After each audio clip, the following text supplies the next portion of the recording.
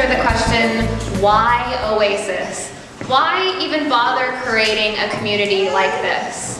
Why spend all this time to come together and be here each week? So I'm going to answer that question for you by sharing a little bit about myself and why I decided to even venture to launch such a community. I'm going to share why community is so incredibly important, and then I have a community exercise for everyone to do. So to start out, for myself, now I see myself as fortunate that I was raised generally in a pretty secular family. My parents and I, we went to church occasionally, but it was never a really big deal. I don't recall my parents talking about God and trying to really get me, saved or anything like that. This is a picture. This is me. This is good. My husband shared this picture on Facebook when I was getting this together, thinking he was being like, putting weird pictures of me online, but I was going to show it today anyway, so it's okay. But I feel really lucky because my parents, what they did teach my brother, and I have an older brother, is basically critical thinking, and then they also were really supportive of whatever whim I had. I think that ranged in gymnastics, which I was really bad at. I dreamed that I could do the splits someday, and I still can't. I also then went into music and theater, and they've encouraged me through that as well. But I didn't really get involved in church until I was 15. I started going to a Presbyterian church, and one night I was just on the computer, 1996, AOL Instant Messaging. Anyone remember that? And that's how I got saved or born again. One of my friends actually asked me over instant messaging if I had accepted Christ into my heart. And I was like, well, no, I haven't. And so she walked me through that, and I became saved via instant messaging. This is the picture. This is me before. This is me before I was saved. And this is me after. Okay, yeah. So, now, I was a pretty good kid. I mean, to be honest, I really was. I am not a big rule breaker. Now, you may think by starting this as like a big rule breaker, but by nature, I'm pretty much a play it by the rules, a really good kid. So in reality, when I accepted Christ into my heart, it wasn't like I was doing it because I was going to be, stop doing bad things because I didn't do anything bad. I was a really straight and narrow kid. But when I really got involved in the church, I have to thank my husband, who happened to be raised in the Assemblies of God, which is a Pentecostal denomination. And it was through him that I eventually landed with what I will call the AG from now on, the Assemblies of God. Now, first, I took him to my Presbyterian youth group, and I'll never forget, my youth pastor was having us meditate over a scripture. And you should have seen the horror on his face because we were meditating over anything. And so he, of course, did the only right thing, and he invited me to his church where the real truth was. And so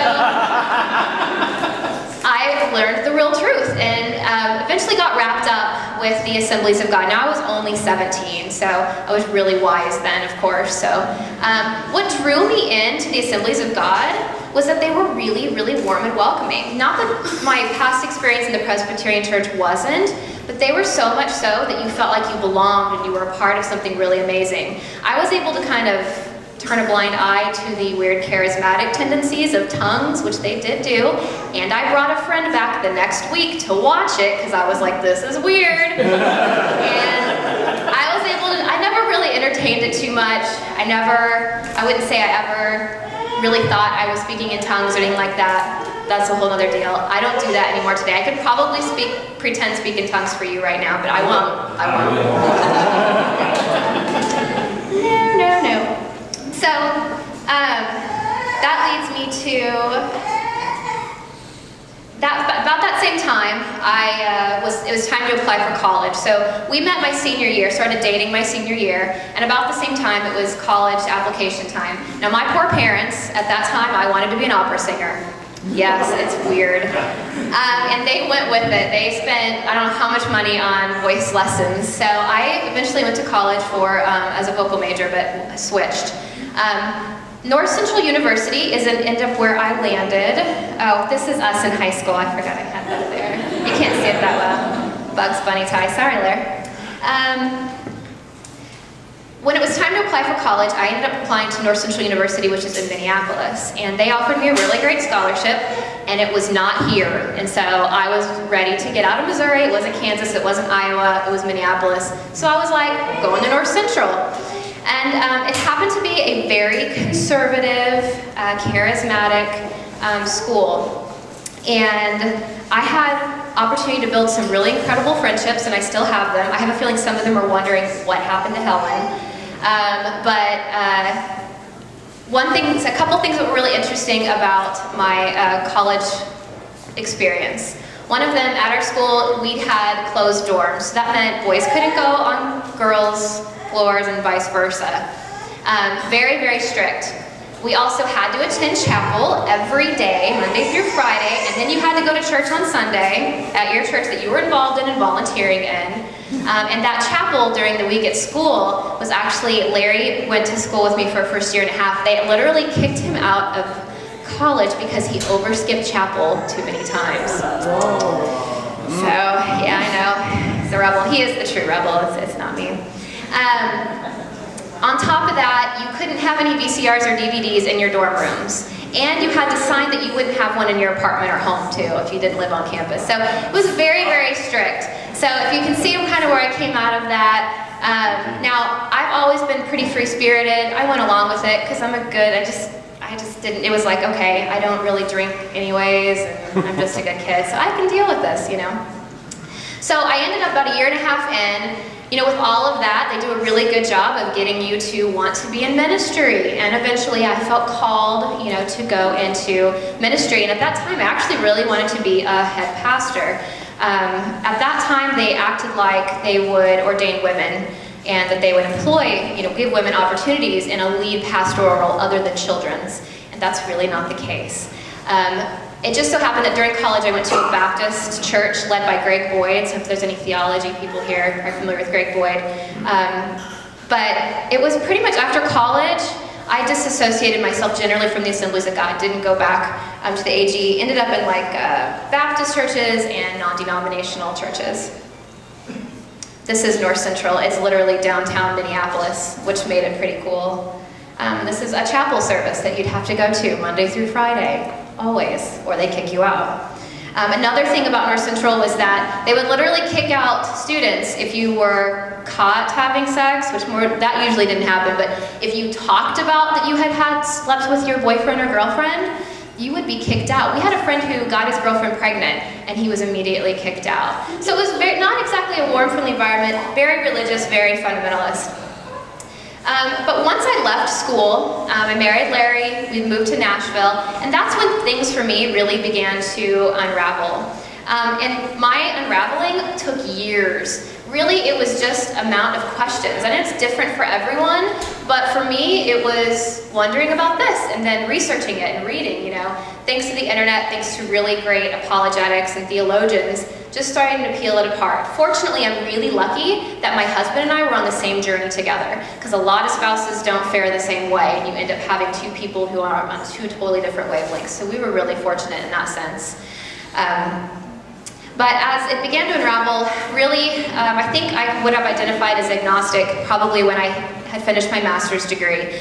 And then by the time my youngest was born, who's 3, our oldest, if you see him, we adopted him from foster care. They both kind of came to us almost the same time. But by that time, which was about 3.5 years ago, I had come to the realization that I no longer held any theistic beliefs. Now, during all of that, we still attended church. We really enjoyed the community and the social support and all that, so we kept going even though we completely disagreed sometimes with what was being said from the pulpit. And let's get real, church is not always about what's going on from the pulpit. It's about the people and the community that it provides. I'm going to mention more of that later. So the hard part was once our children were born, it became a lot harder to sit through all these sermons that were things that we completely disagreed on, especially when it comes to homosexuality. That was actually the one thing we just couldn't take anymore, so we were done. And what we quickly found is that we missed the opportunity to see people weekly, to have that type of social support and friendships. Now we're fortunate, we've kept our closest core group of friends, kind of.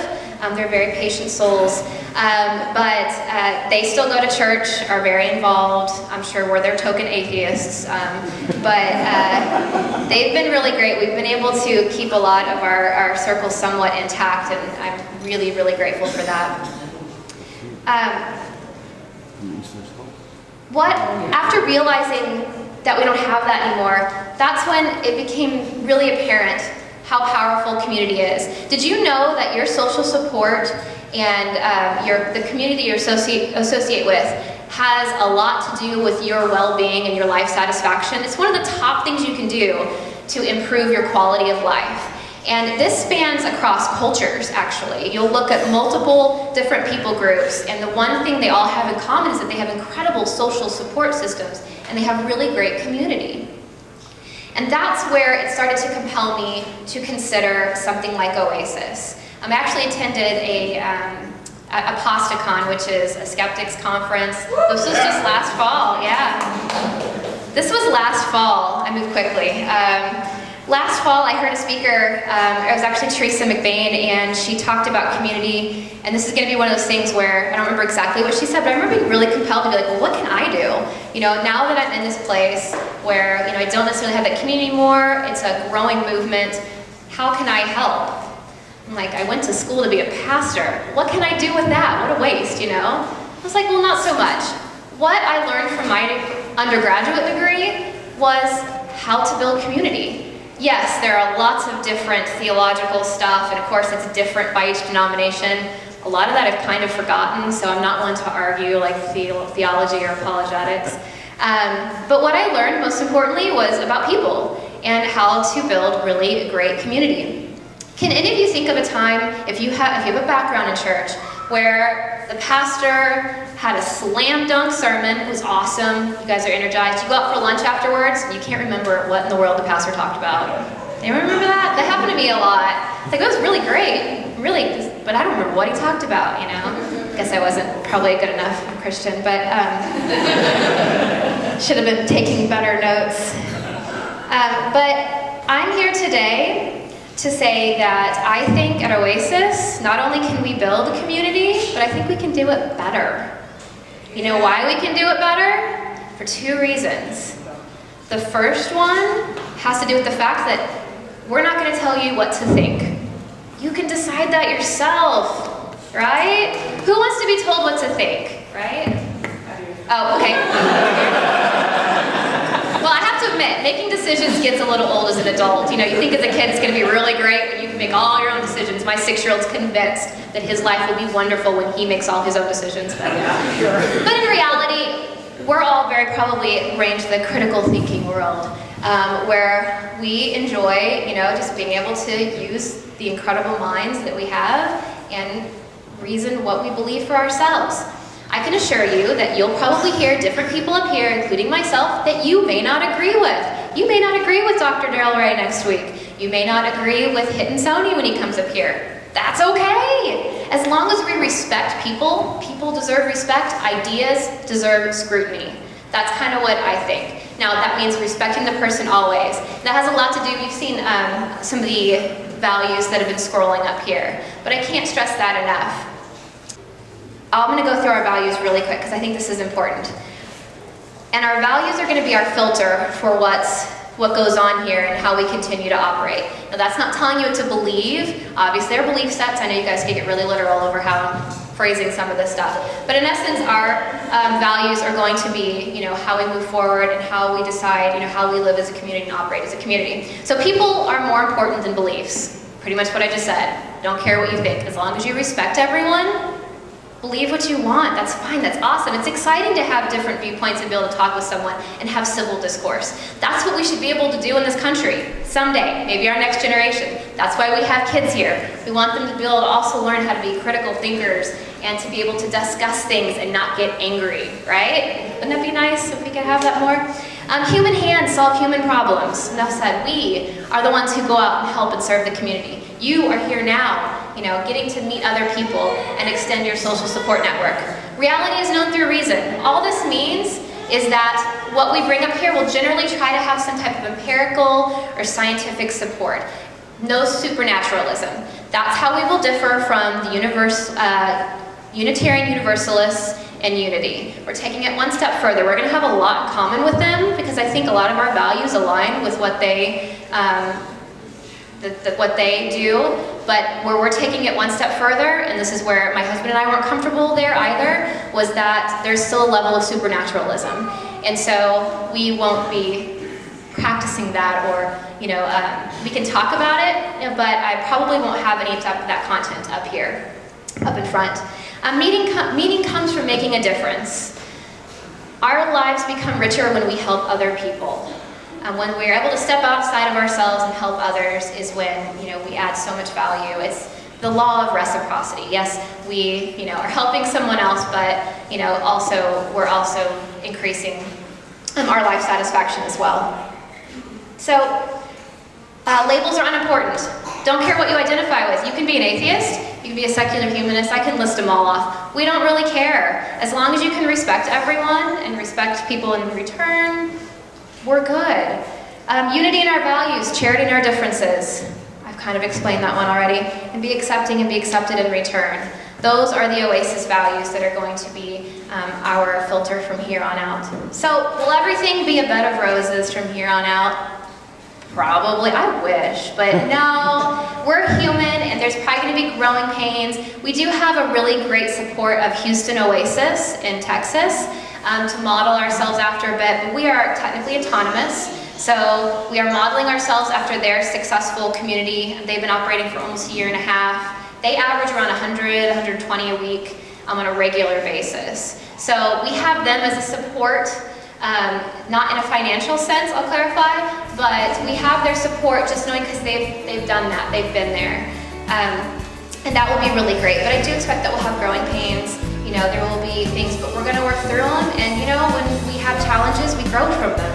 So it's just going to be, really great in the end.